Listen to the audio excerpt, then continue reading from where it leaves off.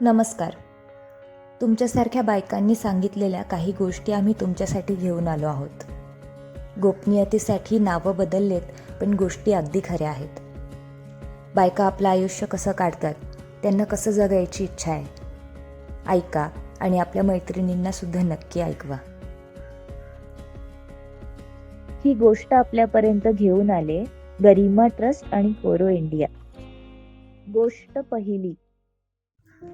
काल ती कोपऱ्यावरची रोशनी आली होती दुकानावर. भिशीचा नंबर पाहिजे तिला ह्या महिन्यात. आम्ही चिठ्ठी टाकूनच नंबर काढतो, पण एखाद्याला लईच गरज असेल तर काढतो तिचा नंबर. मग भिशीसाठी बायका येत जात राहतात दुकानावर माझ्या. त्यानिमित्ताने माझाही धंदा होतो. इथंच जवळपास राहणाऱ्या बायका येतात माझ्याकडे. काही मैत्रिणी आहे, काही जावा आहे, काही आमच्या समाजाच्या आहे, काही दुसऱ्या समाजाच्या बायका पण आहेत. बाई आली की एखादं टिकलीचं पाकिट तरी घेतीच. त्या रोशनीच्या नवऱ्याचं दुकान चालत नाही आता. अचानक कोणी घरात आजारी बिजारी पडलं तर उधारी करावी लागू नये म्हणून भिशी लावली तिने. तिच्या पोरीला लॅपटॉप घ्यायचा आहे म्हणे. आता वर्षभर बाजूला ठेवलेले सगळे पैसे देईल ती धपकन काढून. स्वतःसाठी काजळ घ्यायला चारदा विचार करते ती. पोरीला चप्पल सुद्धा महागाचं असतं, आणि पोराचं तर विचारूच नका. घरात 2 पैसे दिले जरा तर किंमत देतील घरची, ही पण आशा असते बायकांना. आता बायकांच्या पैशांचा विषय निघाला म्हणून सांगते. मी पण कमवायला लागले तेव्हा घरातले भांडणं झाले होते. सासूनी तर लई कटकट केली. आता विचारते ब्लाऊज पीसचा माल आला का. सगळे चांगले रंग दुकानात यायच्या आधी संपून जाता.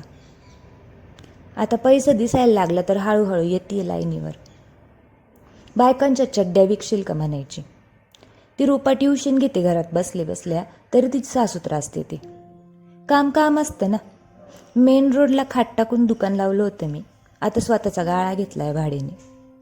सुनांनी घरातून बाहेर पाय ठेवला की घरच्यांच्या पोटात दुखलंच म्हणून समजा. किती भांडून आम्ही 2 पैसे कमवायला लागतो, आणि काय करतो त्या पैशांचं.